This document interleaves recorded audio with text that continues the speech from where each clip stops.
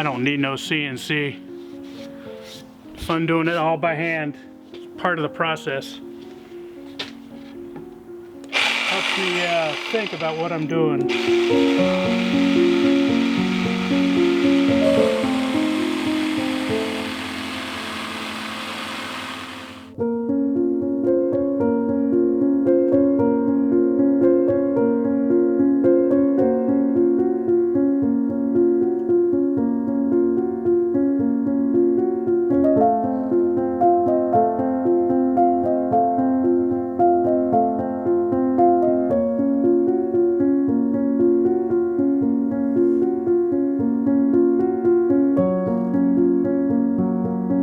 The piece I'm working on is it's a warship. It's a cutout image of a warship that I'm going to put the words worship inside, just because war is always rearing its ugly heads, and we make so much money off of it, especially as a nation.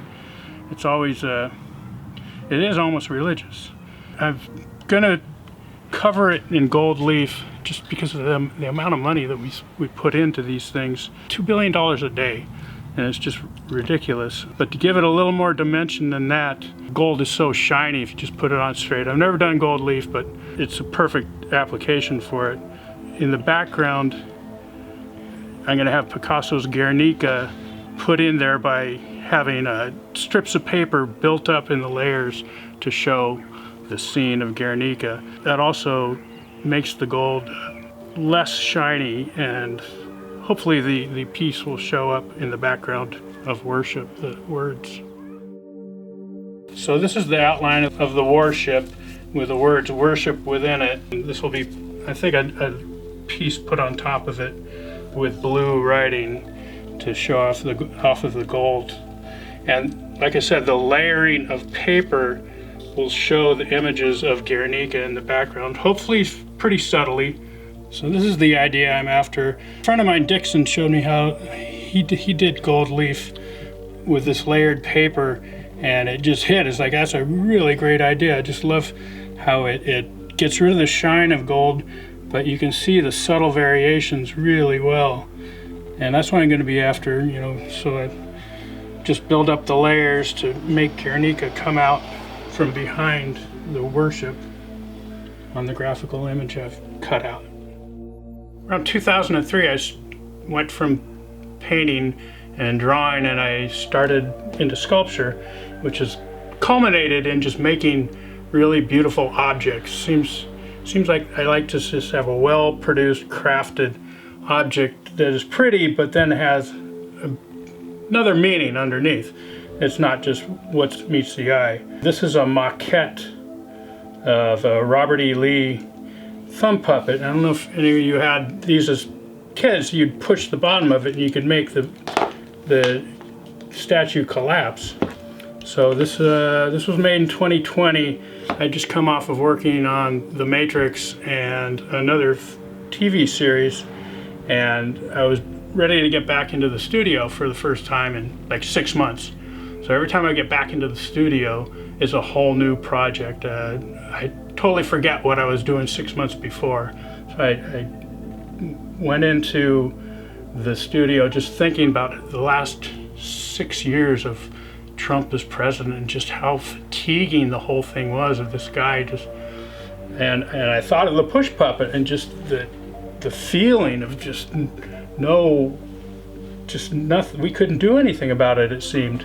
I didn't know what the character was going to be, but I knew I wanted to do it, so I built the bases. I made 3 of these bases, so they're 12 inches in size. The whole push puppet, this is just the maquette. The real size is like 4.5, 5 feet. But I made the bases knowing that I would come up with a character. And this was during the beginning of the lockdown in 2020. And then end of May, George Floyd happened, and the protests and all the statues coming down. I immediately knew what the puppet had to be. So instead of going straight to making the life-size one, I made a maquette to make sure that I was going to be able to figure out how to make a push puppet. I'd never made one before. Made out of wood. It's called hollow because statues are hollow. And luckily I did make it with a hollow belly and a hollow head. And that's how this came to be. So the maquette, the real life-size version showed up is in the DeYoung Open. It is actually the first piece you see when you go into the 833 pieces. And I was surprised and very happy to get the email before the show even opened to the DeYoung. It has been acquired for the DeYoung permanent collection. So that's a huge, huge validation of what I've been doing. Very happy the piece was in the DeYoung Open, and it will now be in the permanent collection. So the gold leaf warship that I'm doing now is actually the second iteration of it. I originally made an image of the warship on a background made up of what look like burnt and unburnt matches. These burnt matches are actually sculptures within themselves. I start out with a 1/4 inch by 1/4 inch piece of wood, and I shape it into a burnt looking shape. They're then underpainted with the gold and then top painted with a black, and a little taken away from the very tip for the gray ash. I make thousands of them to make up the worship piece, and when it showed the first time, I was describing exactly how I made these things. People were looking right at it, and one person said, "Okay, when did you burn it?" It's like, you weren't listening. So that really works. I was very happy that people couldn't figure it out. Part of the pieces I make is to question what you're seeing. I made worship, and I also did another piece that was called Hate Responsibly. And this is back in 2009 when Twitter and all these internet spots were starting up where people could be anonymous and just act just really mean to each other. And this was like 14 years ago, and now it's just become so anonymous. People don't care at all about each other, especially online. I mean, we don't know what's up, what's what.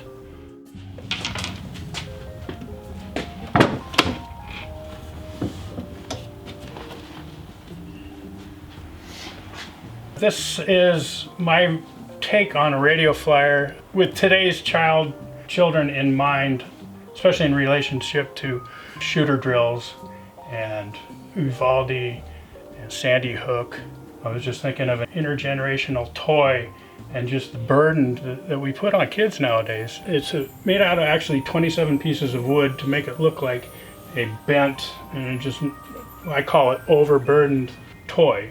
So this one child's 6-year-old backpack is left. I started out with 19 for how many children were in Sandy Hook. And I completed this a month before Uvalde happened with, I forget how many kids were killed in that one. But the 19 backpacks just didn't look right, so I just left it to one, and I weighted it and animated its arms. And I will also have a children's cell phone, and I'll have children's drawings, and just, as I call it, a debris field of just panic, childhood panic. So there'll be, crayons and torn up paper alongside it also.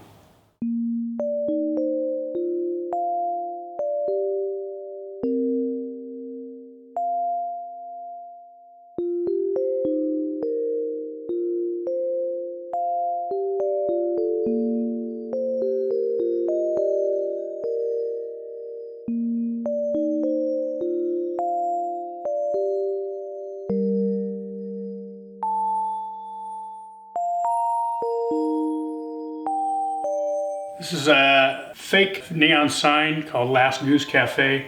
I've made 7 of these now. They're all built from scratch and aged and distressed to look like they're real neon signs.